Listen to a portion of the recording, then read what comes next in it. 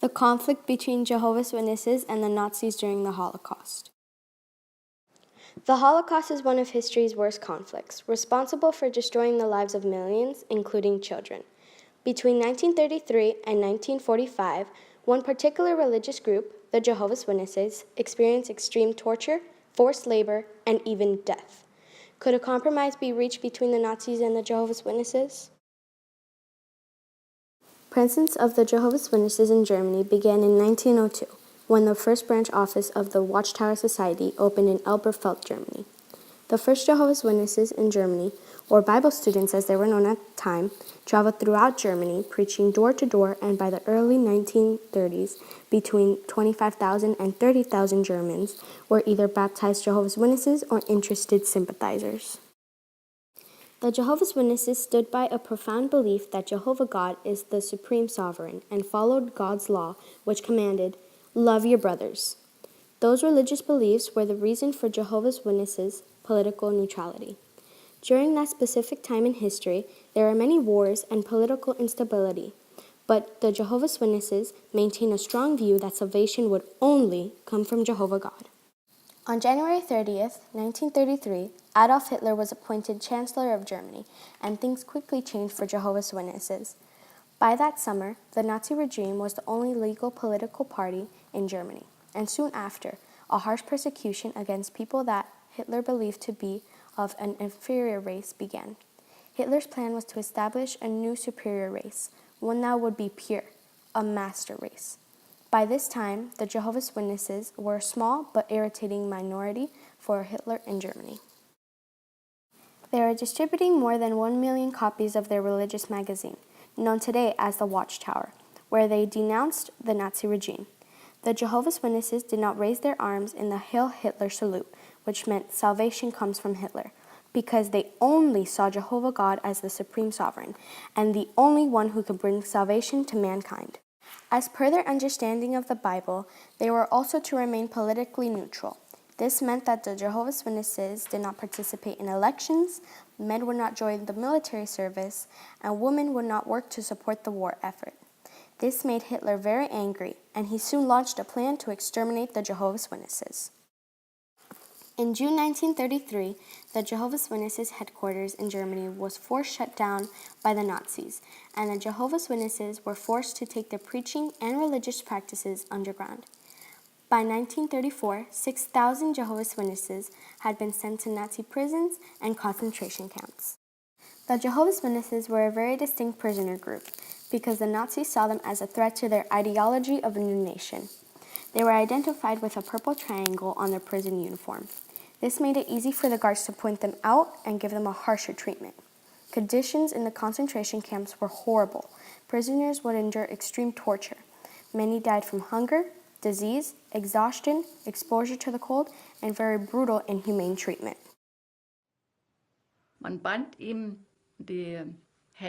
His hands were tied behind his back, and the person stood on a platform until he was fastened backwards onto the stake. And then the platform was taken away, so that the whole body fell forward, hands folded behind the back, and that for a whole hour. Executions were a form of an attempt to control and break the Jehovah's Witnesses. Most executions took place in open courtyards in the presence of other Jehovah's Witnesses. There is no doubt that a compromise was needed to end the conflict between the Nazi regime and the Jehovah's Witnesses. On October 7, 1934, the Jehovah's Witnesses congregations in Germany sent a letter of declaration titled Statement of Principles to the German government. The letter notified the German government of the Jehovah's Witnesses' submission to everything in the Bible. It also explained the firm stand of Jehovah's Witnesses to obey God's commandments and not men. The letter asked for the Jehovah's Witnesses to be allowed to study God's word, worship, and serve him.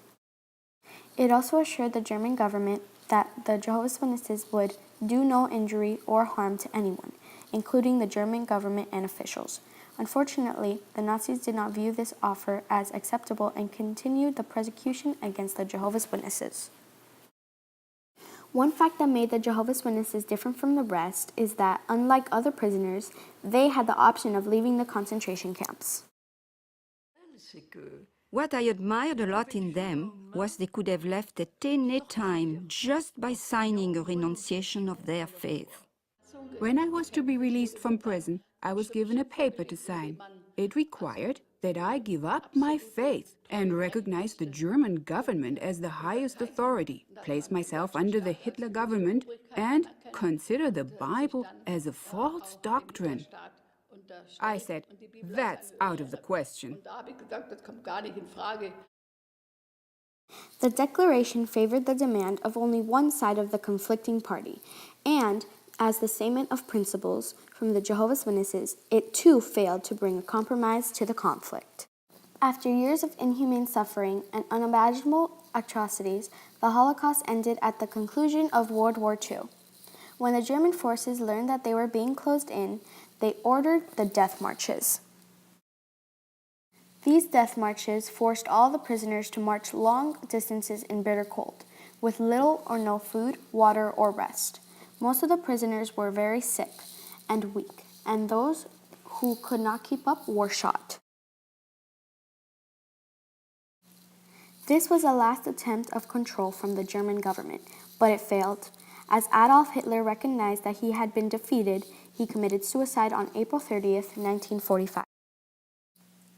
The Allied forces liberated the concentration camps where millions lost their lives, among those, many Jehovah's Witnesses. Survivors of the Holocaust suffered from mental trauma. Most survivors had lost family members and had nothing to return to after the Holocaust, having the long journey of rebuilding their lives.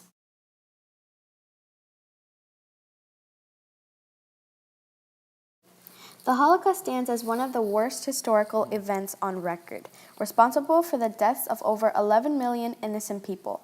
Millions endured unthinkable torture and pain, including children. The Jehovah's Witnesses are different than the rest of the Holocaust victims because they were persecuted solely on the basis of their religious convictions and their political neutrality. They could have avoided their fate by signing a document, only this meant going against everything their strong conviction stood for. Interviews with the Jehovah's Witness Holocaust survivors show the level of courage they displayed. The unity among the sisters and the brothers, that gave us so much strength. It was our aim to endure under all circumstances. We never prayed to be set free. We prayed for strength to endure. Everything else was unimportant. What mattered was standing up for Jehovah's name. In my faith, I will always stand firm, though this world may taunt and cry. In my hope, I will always stand firm for a beautiful, better time. In my love, I will always stand firm, though this world repays with hate. Devoted, I will always stand firm, though this world disloyal stays. From God's word flows the might of the strong, and the weak ones it powerful makes. In God's grace I will always stand firm. On my own I could never remain. With my life I will even stand firm. And as I my last breath confer, you should with that dying gasp hear, I stand firm, I stand firm, I stand firm. Hitler did not triumph over the Jehovah's Witnesses in Germany. Today, they have grown to over 165,000 and are able to worship without persecution. Most often, the thought arises that not enough was done to prevent the Holocaust. If the bystanders would have expressed their disagreement to the Nazis, could the conflict have been avoided? What if more people stood firm as the Jehovah's Witnesses did? One can imagine that the outcome would have been very different. We must learn from history to prevent horrible conflicts such as the Holocaust, and in return, not have a need for a compromise. The human spirit can triumph over evil.